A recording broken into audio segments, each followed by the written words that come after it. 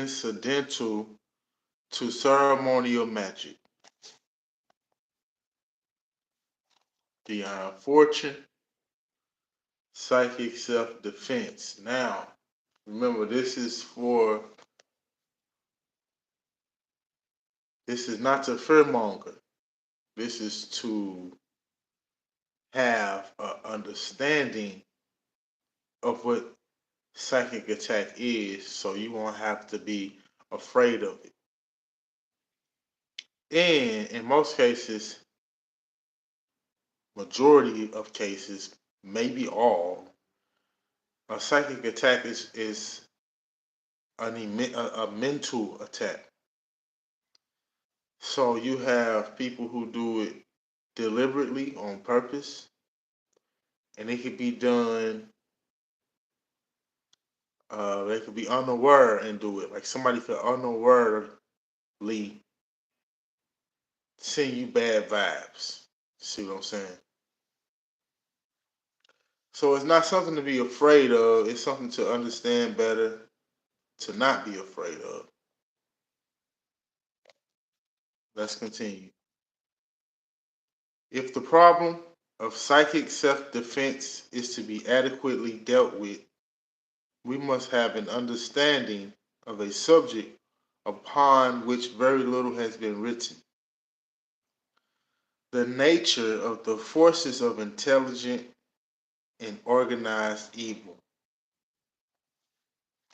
The great faiths of the ancient world all had their evil gods as well as their beneficent deities.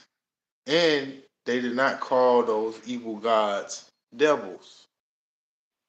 In Hinduism, we have Shiva and Kali.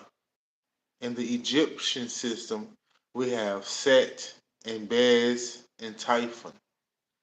In the Grecian pantheon, there are Pluto and Hecate.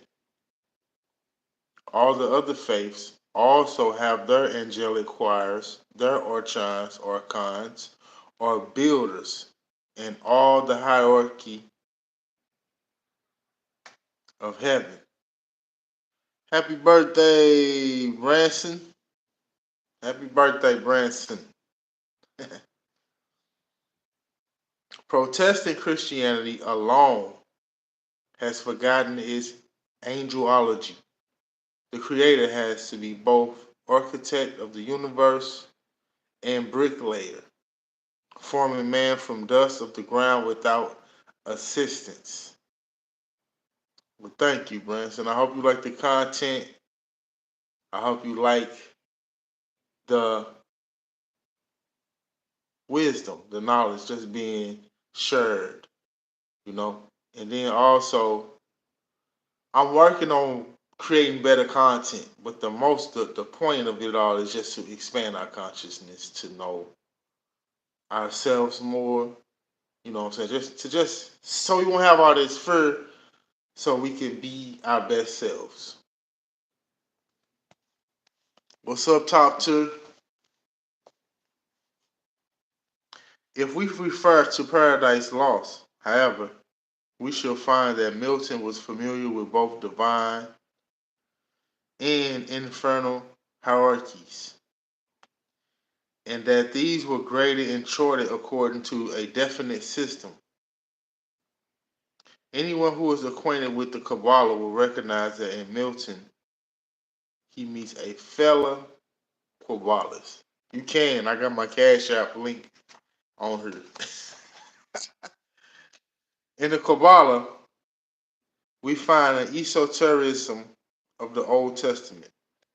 I propose to use the Kabbalistic terminology to explain the esoteric theory of evil because, firstly, it is the one I am most familiar with. Secondly, it forms the basis of Western occult thought and all medieval magic. Thirdly, it is, in my opinion, singularly lucid, coherent, and comprehensive. And being a system consecrated by antiquity, I cannot be accused of romancing or fabricating my own system. In order to render my concepts clear, a brief explanation of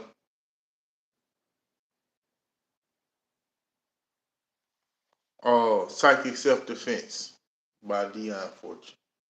How to protect yourself from curses and hexes and magic spells and rituals and whatnot. To not be afraid of these things because they truly have no power over you unless you give them power. In order to render my concepts clear, a brief explanation of probabilistic doctrine must be given. As it is not possible to enter into an exposition of this vast system, I will state certain axioms dogmatically and explain them by illustration instead of argument, thus obtaining the maximum clarity for the minimum expenditure of space. The initiate recognizes two kinds of evil: negative evil and positive evil. Do your thing, Branson. You know what I'm saying? Do your thing. It's a free world. Do your thing, man. I hope you have a good birthday too. Enjoy yourself. Enjoy yourself.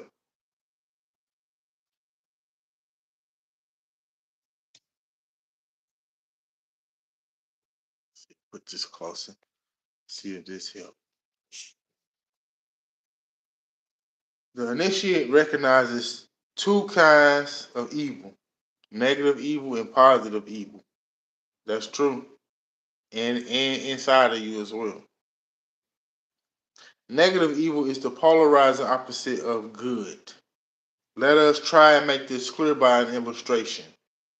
Every action gives rise to a reaction. The forward drive of the bullet is equated by the recoil of the gun. Everything which moves has to have the equivalent of a thrust block against which to push, something firm under its feet from which to take off. It is difficult to walk on a slippery surface because it offers no resistance. We must have something for the foot to grip, to push against, and give us the forward impulse at each step. Negative evil is the thrust block of good, the principle of resistance, of inertia, that enables good to get a purchase. But negative evil is more than this. We might call the principle of resistance the negative aspect of negative evil, for it also has a positive aspect, the principle of destruction. We can best explain the cosmic function of the principle of destruction by calling it by its esoteric name of the scavenger of the gods. Its function is to clear up behind the advancing tide of evolution, removing that which has become a fate so that it may not choke or clog evolving life. We may now find the answer to the eternal riddle as to why God tolerates the devil. The devil is the cosmic thrust block and scavenger of the gods. It is this aspect of evil which is given a more detailed symbolism in the pantheons of other faiths, having its Shiva and Kali or its Pluto and Hecate aspects. We can now see why these resistive and destructive forces are classed as gods and not as demons, for they are reactions according to the cosmic law, not anarchical and chaotic forces. We now come to the consideration of positive evil. This has a negative and positive aspect. Its negative aspect is pure chaos, unformed substance, and uncoordinated force. It has been aptly called the cosmic abortion. To drift into the spirit of negative, positive evil is like being caught in a psychic quicksand. We are now to consider the spirit of positive, positive evil. The demons themselves, or the clip off, as they are called in the Kabbalah. In order to understand their significance, we must make a further excursion into Kabbalistic philosophy. The Creator is conceived of as bringing the universe into manifestation through a series of divine emanations, 10 in number. These are called the 10 holy Sephiroth and are represented in a diagram as arranged in a particular pattern. This is the famous tree of life, the key to all symbolism. The Sephiroth were not emanated independently, each from the divine source, but overflowed the one from the other.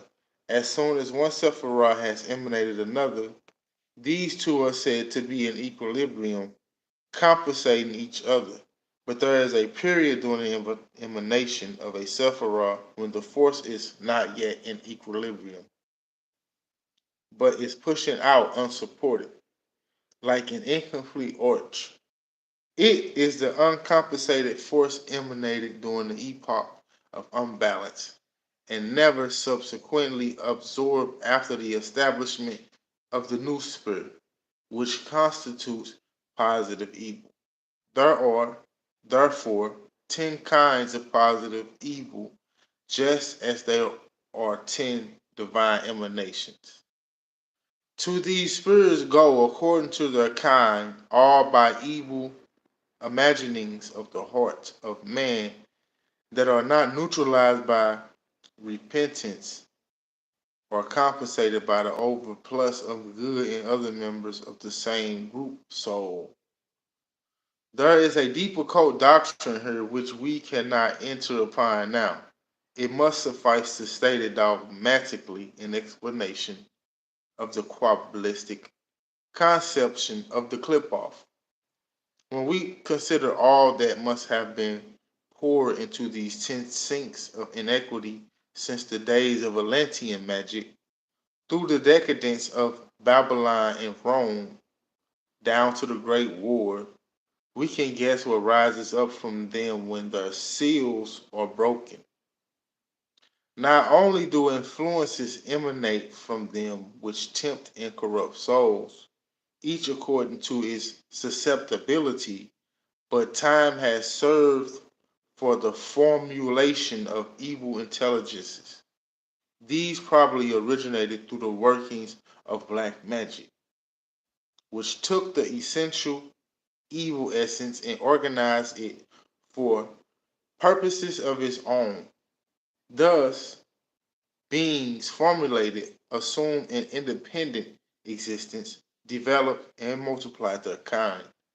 They appear as dreams and hallucinations and may produce a considerable degree of objective phenomena, such as noise, deposit of slime or blood, balls of light, and above all, stenches of an amazing pungency. The 10 divine emanations are personified as archangels, and the 10 infernal emanations are personified as archdemons. It is these which are the names of power and magic. Each Sephiroth then has its obverse side and the corresponding clip-optic demon. The initiated adept always gains control over the demonic force before he attempts to utilize the angelic force, which by the appropriate means can be contacted in each Sephiroth. If he does not do so, he contacts them both simultaneously. Moreover, the planets, the elements, and the signs of the zodiac are all intimately connected with the Sephiroth.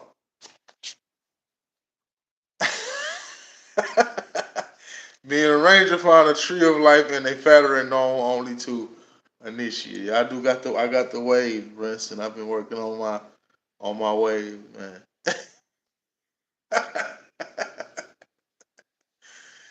The initiated adept is exceedingly careful what he does when he is working with these potencies because he knows that he has always got the clip off in the background.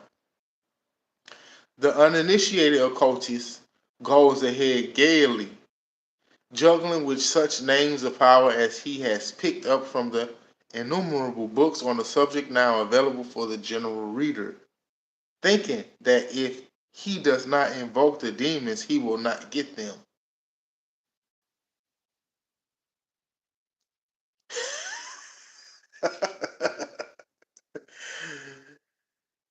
Oh shit. He forgets that every planet is a Jekyll and Hyde. Consequently, ceremonial magic has got a bad name owing to the unpleasant frequency of untoward results. Just as surgery got a bad name before the days of Lister, it is the imperfect technique that is the trouble.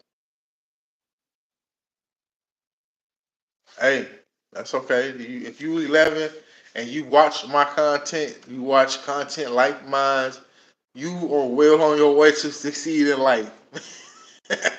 Keep it up. It don't sound weird. That's amazing. If you trying to tell me you 11 years old, that is amazing. Keep it up. Keep it up. Keep looking. Keep searching and studying aspects and sciences of the mind and the brain and how to become a better person. And you just keep that up. I promise you. By the time you turn 21, you're gonna be doing such amazing things. Stay positive. Think positive. Don't let fear overtake you. Don't let fear over. You know what I'm saying? Keep your mind in right thought. Always think positive. Like you told me, God always on your side. Remember that forever, no matter what you go through in life. Remember, God is always on your side, and God is in within you, and that's all you need. And to keep thinking positive. Now that I'm single at the moment. Okay, boom. I was once doing some experimental work with geomancy, which is a method of divination belonging to the element of earth. Now, all divinations were performed according to their esoteric formula. Always begin with an evocation of the genius that presides over that particular operation. The genie of geomancy are not a very high type. I was imperfectly familiar with the method and was trying to set up my prick figure on a piece of paper instead of using a tray of wet sand as I should have.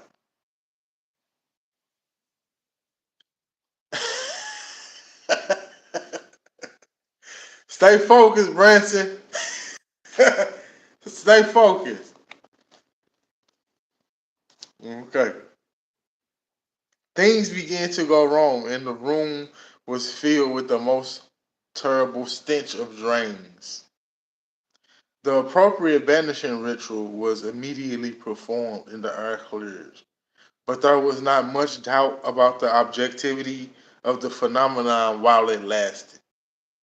A very interesting case is given in the Occult Review for December 1929 in a letter to the editor signed H. Campbell.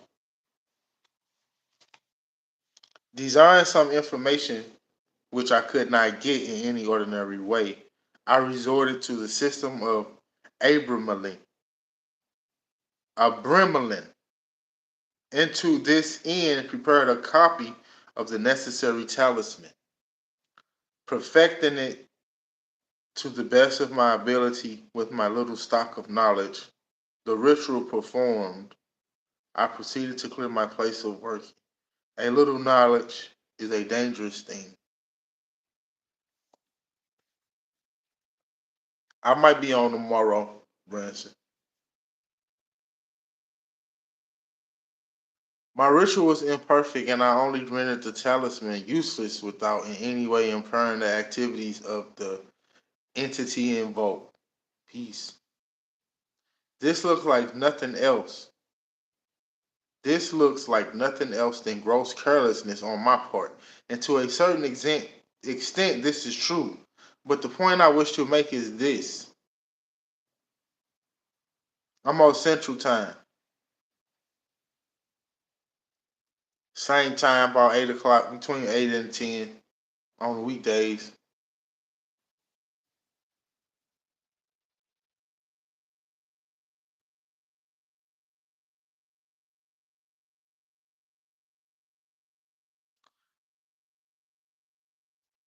I wish to make,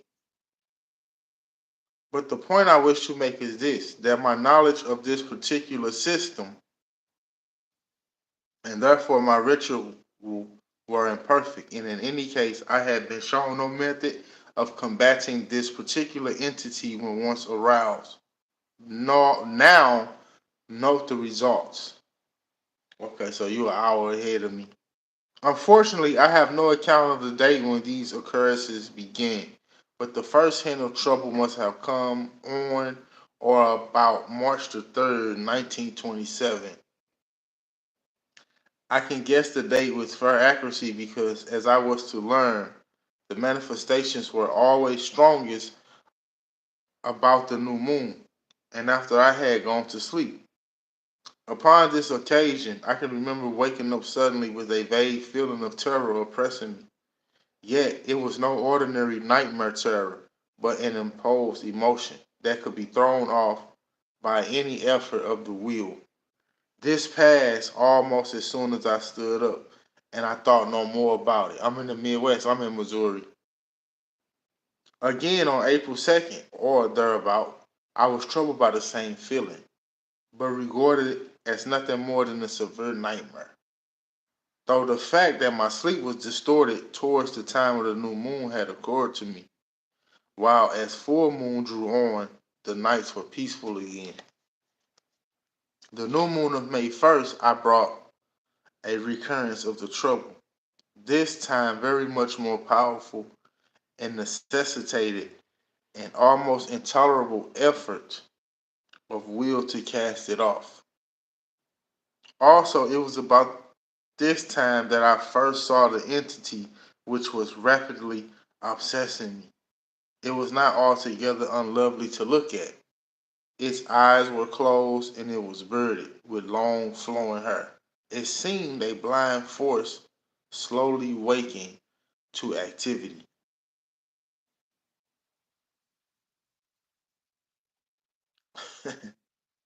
Now, there are 3 points which I must make quite clear before I proceed. In the first place, I was never attacked twice in the same night. Secondly, when I speak of physical happenings, the smashing of glass and voices, they were never, with one absolutely inexplicable exception, actual but pure obsessions. And this leads to the third point. Now, one of these incidents happened while I was asleep. Always I found myself awake with the terror upon me and struggling violently to cast off the spell. Because she was playing with magic and she didn't know what she was doing. Well, let's finish. I had, I have had nightmares before, but no nightmare that I have ever had could hold my mind in its grip for minutes at a time as this thing did, or send me plunging through a 10-foot window to the ground below. The first indication I had that these visitations were absolutely out of the ordinary course of events came on May 30th. About midnight, I was suddenly awakened by a voice calling loudly, "Look out!" And once I became aware of a red serpent coiling and uncoiling itself under my bed and reaching out onto the floor with its head. Just as it was about to attack me, I jumped through my window and came to earth among the rose bushes below. Fortunately, with no more damage than a badly bruised arm.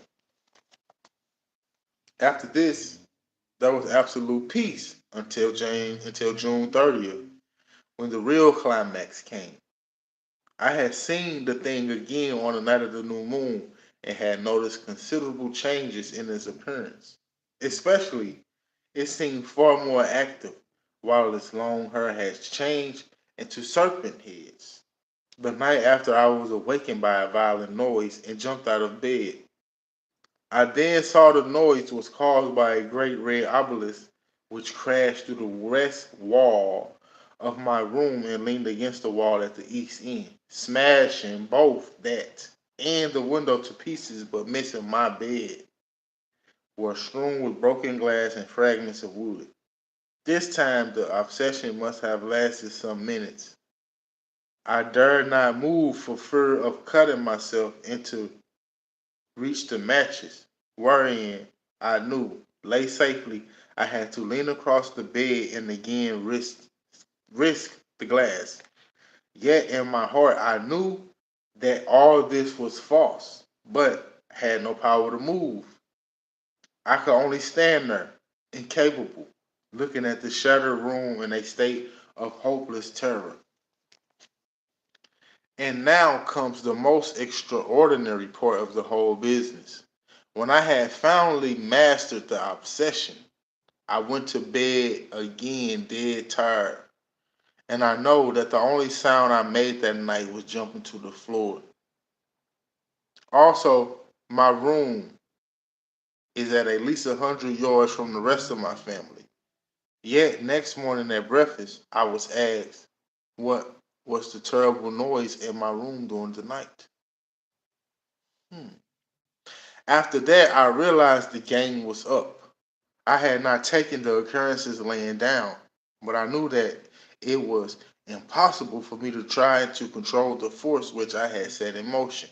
In desperation, I turned to a good friend who I was aware knew much of these things. She did not hesitate, but came at once to my assistance. And from that day to the present, the trouble has absolutely gone from me. Such is the case, and I only hope it may warn those who are contemplating my folly to treat with the greatest of care any printed systems of magic, and not to use them at all unless they have the fullest control over the entities involved. Don't be out here playing with stuff you don't know nothing about. Stop playing with stuff y'all don't know nothing about. Trying to be cool because you think it's cool. This ain't the craft. Among the general public who do not dabble in occultism, the results of a magical mishap are never seen, and the only doctors who ever see them are fellow initiates who happen to be medical men, and they naturally keep silence. Because why would you tell somebody something like this? The catastrophes are a varying degree of severity, ranging from a bad fright to a fatality. I cannot say much upon these subjects, for they are among the most secret paths of occult lore. Enough must be hinted, however, to reveal what, under certain circumstances, may be experienced. I do not think it in the least likely, however, that the clip-optic demons will be encountered except through the use of ceremonial magic. They are as rare as anthrax in England, but it is as well to know the manner of their manifestation so that when encountered, they may be recognized. The great majority of dabblers in occultism are protected by their own inaptitude. They fail to get results and consequently come to no harm. But if they should succeed in getting results, they will find that they had their hands full. The serious student, unless he is working under skilled guidance, may also find himself in difficulties and for various reasons. He may be insufficiently experienced in the operation he has undertaken. For in magic theory is one thing and practice is another. A student of occult science will often take a formula out of a book and try to use it. He might just as well study the instructions in a book of surgery and try to operate. Good luck. Most formula are incomplete. There is always unwritten work. Some of the barbarous names of evocation, which the uninitiated uses as words of power, are really the initial letters of a mantric sentence or formula. I came across an invocation once once in which the word of power was Tagatu. On investigation, this turned out to be the battered remains of the great architect of the universe. Even an experienced occultist may get into difficulties if he attempts magical work when he is in bad health, too tired, or has had even a moderate amount of alcohol. For very little is too much when the invisible forces are being handled. Equally, does this apply to each of his assistants? A chain is no stronger than its weakest link. And if one of the team cannot handle the forces, everybody is going to suffer. A ritual lodge is no place for the well meaning ineffectual. It's the same thing like when I was reading about the rain dance, like when the Chiefs, when they used to do the rain dance, if you had any doubt in your mind, you couldn't participate. You had to completely believe that you was gonna rain, or you could not participate. It's the same thing for this. It's your mental fortitude, your mental and emotional strength, and also just a little, like she said, the little techniques, just knowing what you're doing. You know what I'm saying? There is an immense amount of dabbling in occultism going on today. Most of it is, I'm gonna mess this word up, innocuous because it is totally ineffective. But there is never any knowing when one is going to strike a live wire.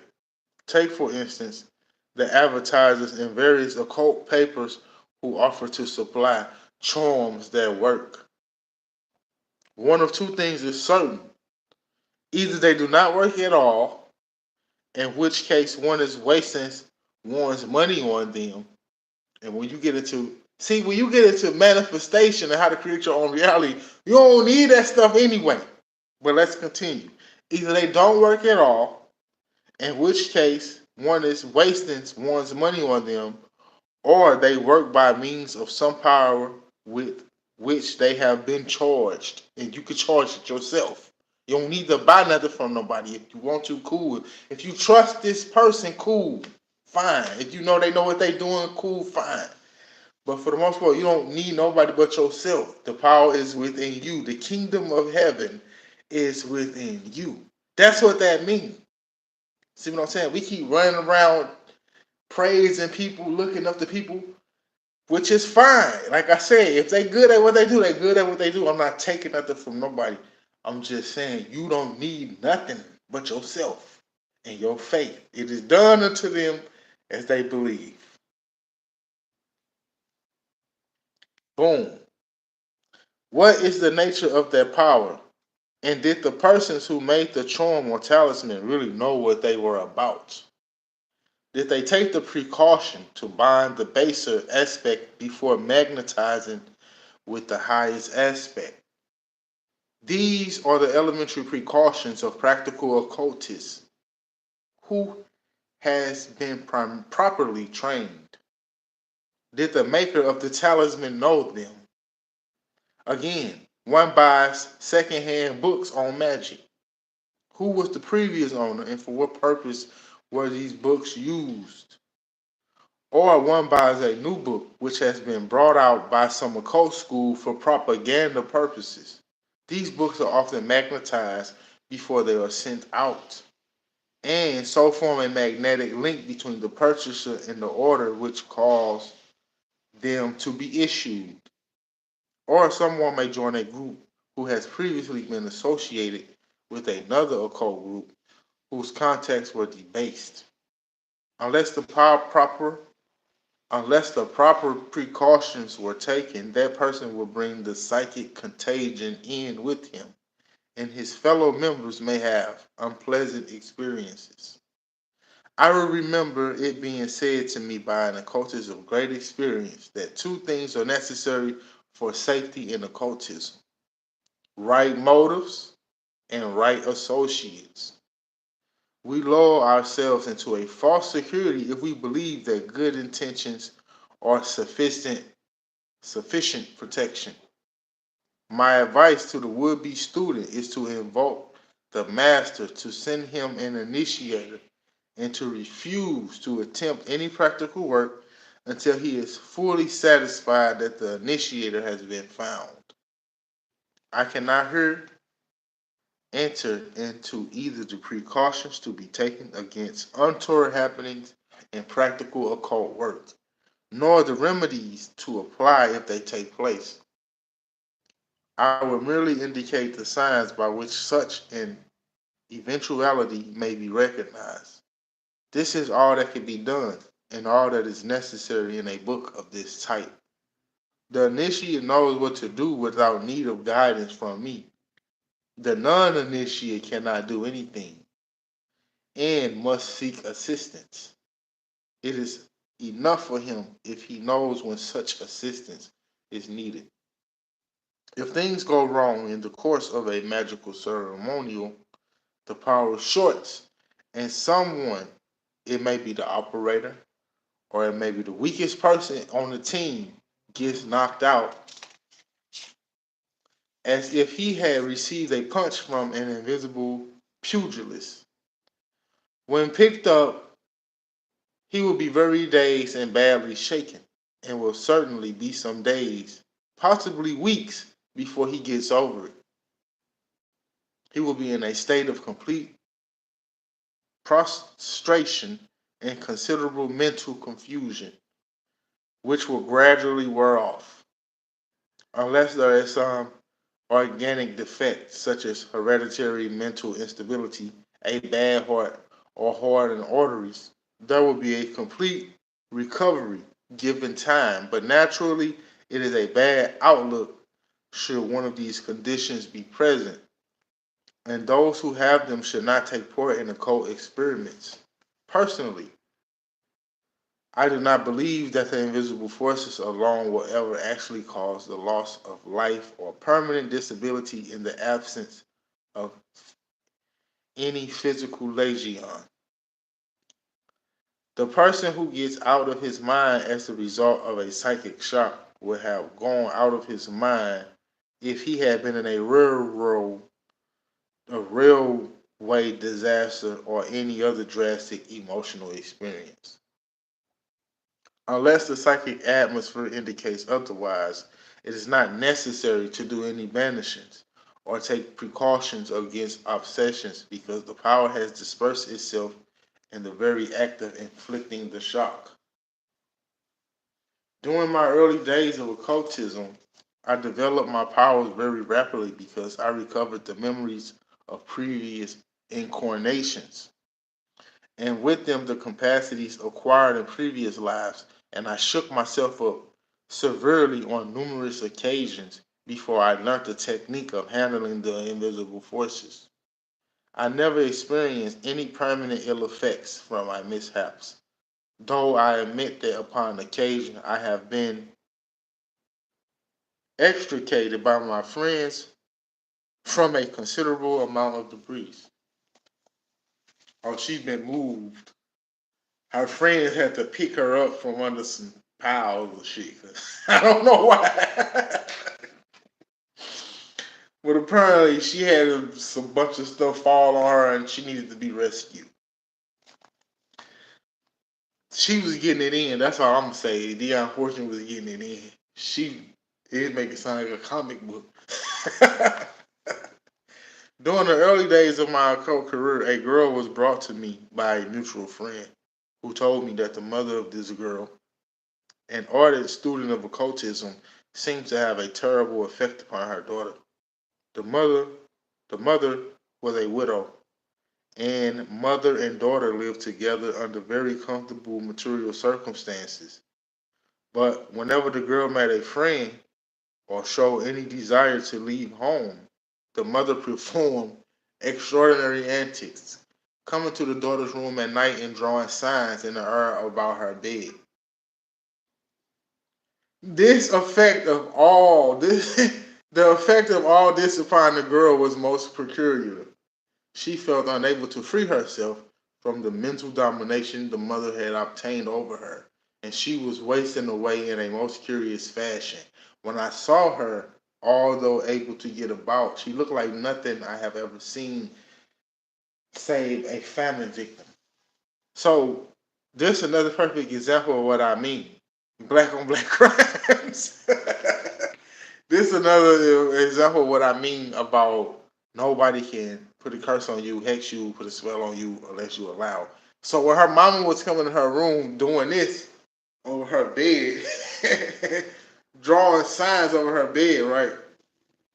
She, the girl, that caused a trauma and fear inside of her.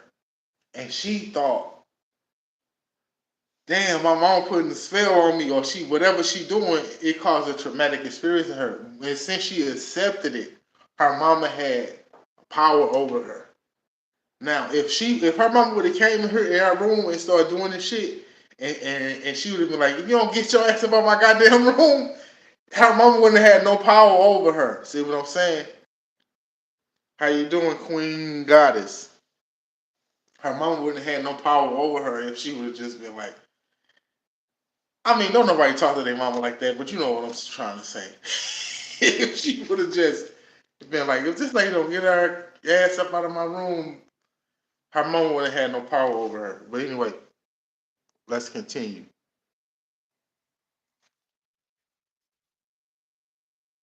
I made a psychic investigation and formed the opinion that the mother was working by means of an entity of which she had obtained possession.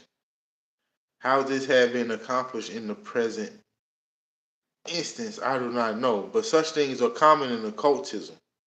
I determined to take on the case and to chase, and if possible, break up this artificial elemental.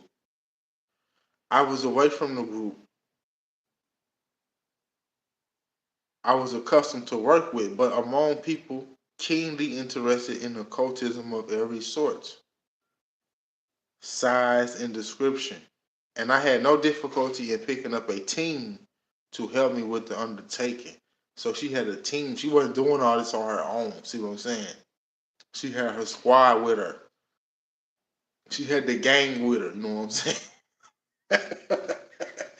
I had no qualms about that undertaking. A second-hand elemental, directed by a woman with only a rule of thumb, knowledge of magic, did not appear to me to be a formidable opponent. I heard that. I had seen a good deal of practical occultism.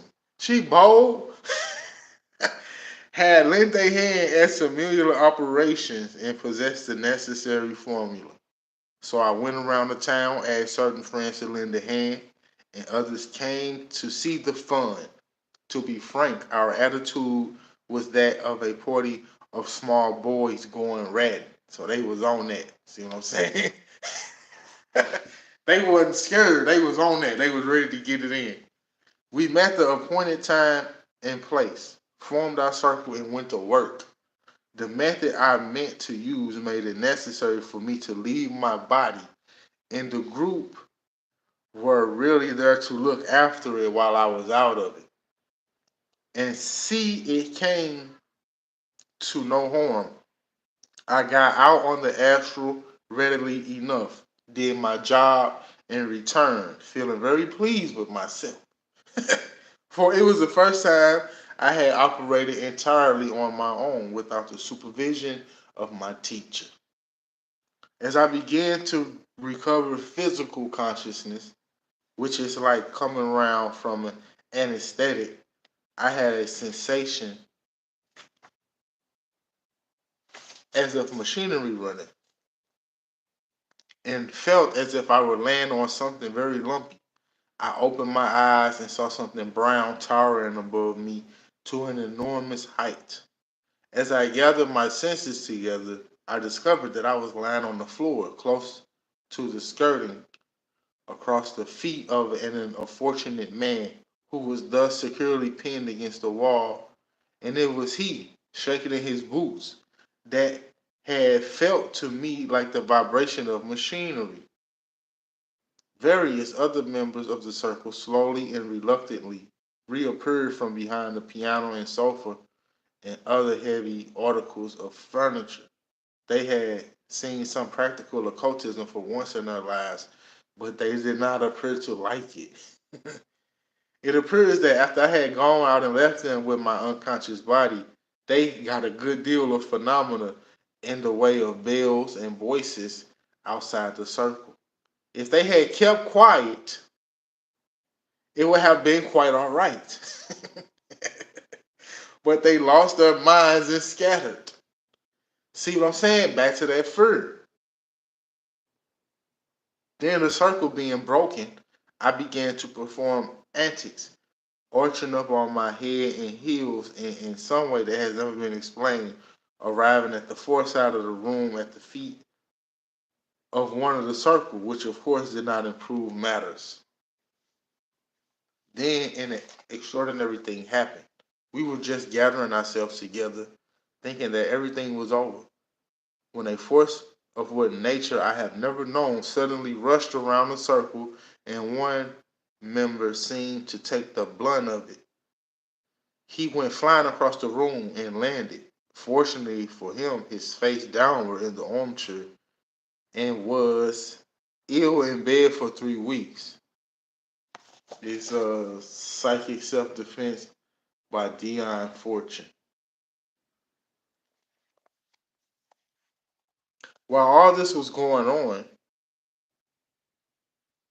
actually, this is the last chapter, not the last chapter of the book, but the next chapter, the next couple chapters talk talk about how to defend yourself, how to protect yourself from psychic attack. The first part of the book, she was just talking about her experiences. She wanted you to know the experiences she had, she studied about, so she could get you to understand what it is, how it looks, and then the second part in the third book, she actually breaks it down how to protect yourself from all this stuff, which mostly is mental. But that's all I'm reading. I'm halfway. See what I'm saying? I'm almost done. I'm on chapter 8. How many more chapters we got left? We got 12 more chapters left. And then after I finish this book, I'm gonna do another book. So I'm gonna just do books, and then I'm just gonna put my own spin on it at the same time while I'm reading it. While all this was going on, the father of one of the people taking part became uneasy about her and walked across from where he lived at the far side of the little town to see what was happening. Like most little country towns, this one usually went to bed early, but he told us that as he came along, he saw that innumerable windows were lit up and he heard the sounds of children crying all down the street. And the point of me reading this stuff is to help us move forward in the great awakening, the great expansion of consciousness, to just help remove some of the fear that we've been dealt over the past thousands of years. We've just been bombarded with fear, and it's just time for us to remove that stuff so we can grow into our power. We take our power back, and then we can do great things on this planet Earth and make it a better place when we leave for the next wave to come. Or I don't know. Maybe it's just I don't know what's going to happen. But my purpose is to help this place become a more positive place, and I'm going to do it by talking about things such as manifestation, the law of attraction, it's the science of mind, mental healing, astral travel, uh, numerology, what's your life purpose, and what you came here for. 'Cause, a lot of people are like, what I'm here for, what's my purpose in life? Numerology can help you with that, and it's just my goal to help out. It's just this is just my way of helping out. And I hear a lot of people, like I be on TikTok, I be hearing people talking about spells and hexes and curses, and I'm like, you ain't got to worry about that stuff. Stop worrying about that stuff. So what I'm saying, stop being so afraid of every goddamn thing. You got the kingdom of heaven is in you. So what you afraid of? They can't touch you unless you allow them to. When I think of the risks I took and the conditions under which I worked in those early days, I wonder that I or any of my friends are alive to tell the tale. It is said that there is a special providence to look after fools, drunkards, and little children. I think there must be another that looks after inexperienced occultists and their friends. It may be interesting to note that as a result of this operation, which I so rashly undertook, the girl was entirely free from the domination of her mother and began forthwith to put on flesh and rapidly become normal. That end of it, at least, was entirely successful. Another very curious case is that referred to in the Occult Review of January 1930. The mysterious death of a student of occultism, Miss N. Fornorio. I'm glad they said that too, because like even death, even people, even being afraid of death, it's no reason to be afraid to die because you don't die. You just you just leave this form and take another form. Your energy, your essence, it just leave this body, but you're not dead. You still exist. You just don't exist in the flesh unless you choose to come back and get another body or go somewhere else or whatever. I don't have all the answers. I just know you don't die.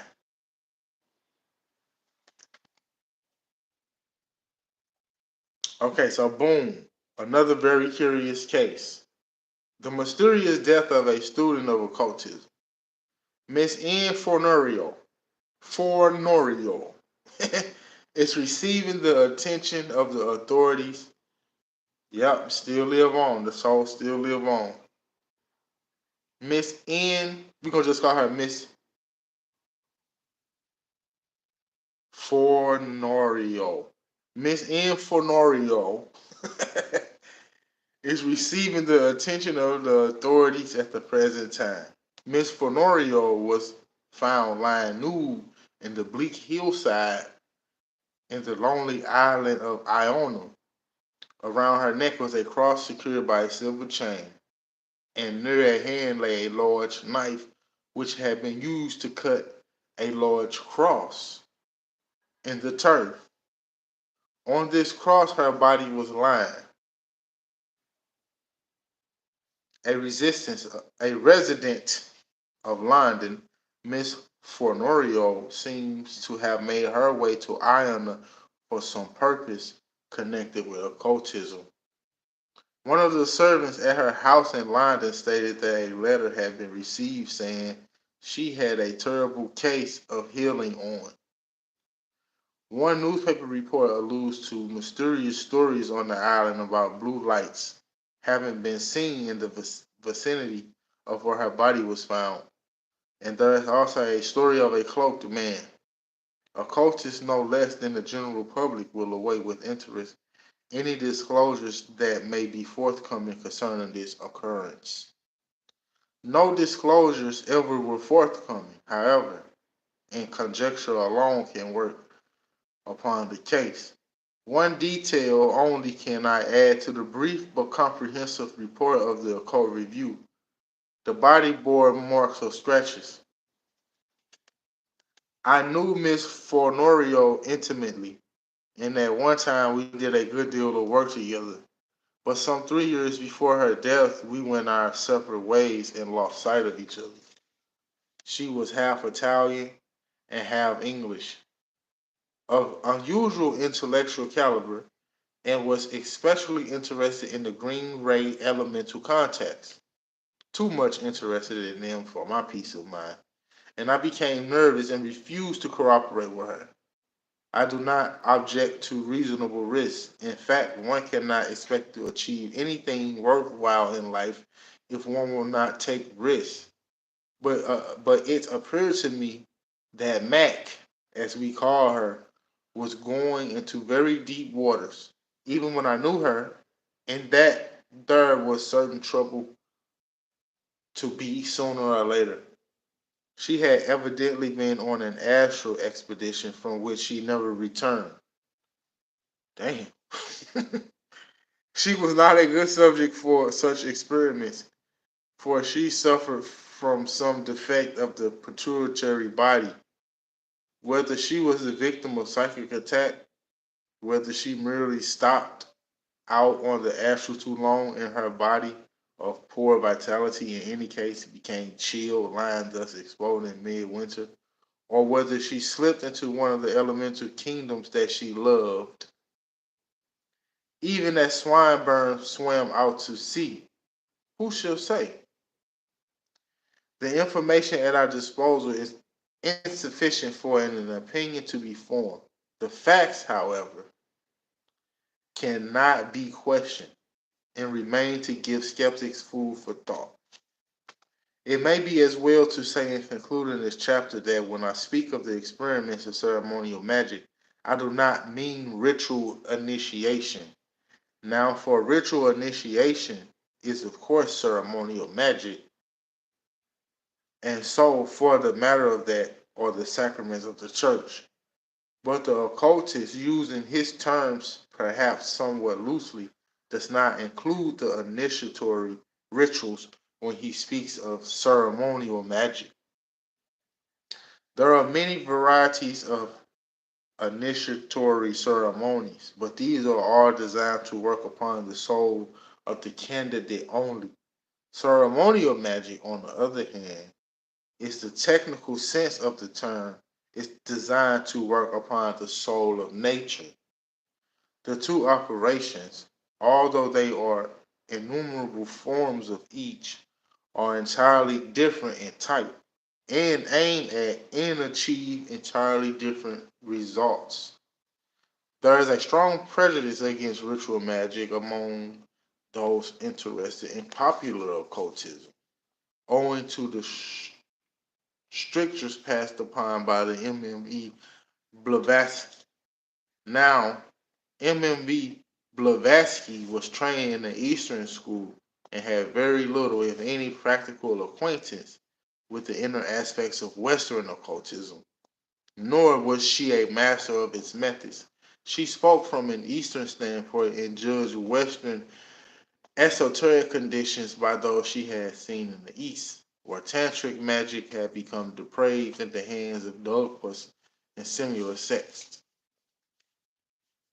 In the dense and materialistic atmosphere of the West, it is exceedingly difficult to get any results worth mentioning without the use of some form of ceremonial.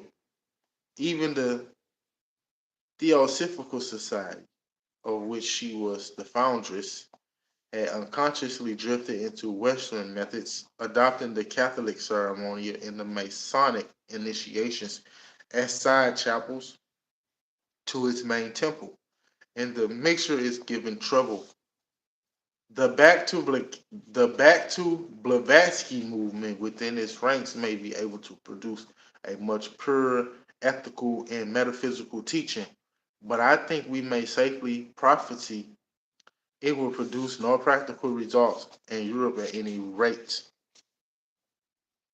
Are we to eschew ceremonial methods because occasionally, and in expert hands or under unsuitable conditions, they lead to disastrous results?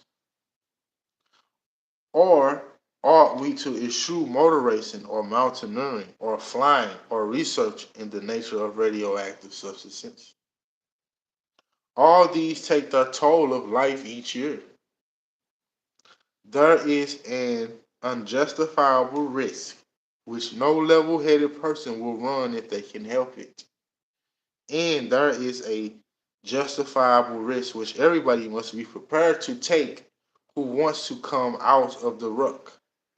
It is not every follower of the inner way who is suitable for ceremonial work, just as it is not every individual who is fitted to handle the controls of an aerial plane. But there are some people, both men and women, to whom a spice of danger is a spur which brings out the mettle of their pasture, and these will always be found in the van of great adventure. I like that she said that because I agree with that. That's the end of that chapter. But I like that she said that because I agree with that. It don't matter if you're a man or a woman. Some people just like danger. Some people just like danger. Some people just like excitement. Some people just like spontaneity. You know, some people just like to try new things. So it's even like with the, you know, how people be talking about the masculine and feminine roles. Like, bro, like you gotta think beef. We gotta expand our mind farther than that because it's like when I see women doing like quote unquote manly sports, and people get mad and like, why they doing that manly stuff? Because she might enjoy that. She might enjoy fighting. See what I'm saying? She might enjoy boxing and playing basketball and MMA, martial arts and stuff like that. What's wrong with that? Why we can't just leave people alone and let people do what they enjoy and mind our businesses? If it makes them happy, then it makes them happy. It's not affecting you. It's not stopping you from doing nothing. It's not taking nothing from you. Same thing with men.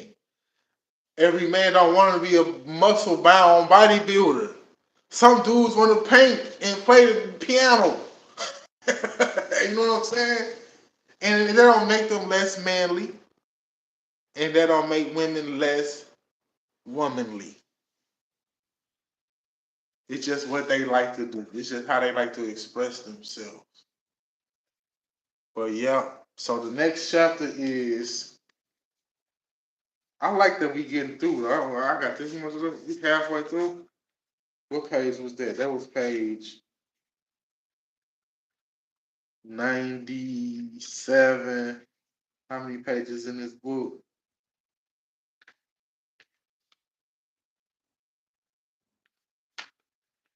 228. Okay. We halfway. But the next chapter is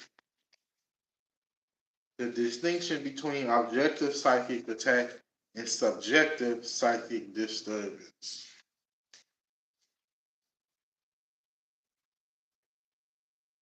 So she's still explaining them. But then when we get to the part three, if I'm correct, part three should be right here somewhere.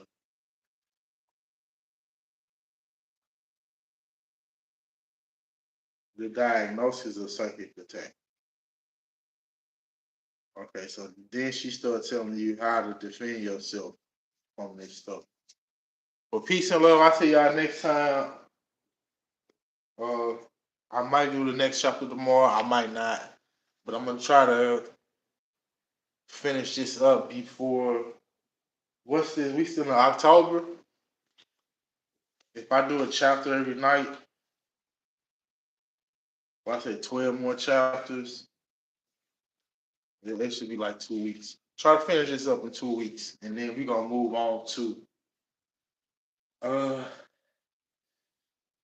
I'm gonna move on to a Neville Goddard book, and then I got some other stuff I wanna introduce to. But peace and love. See y'all next time. Sweet dreams to you too, Queen.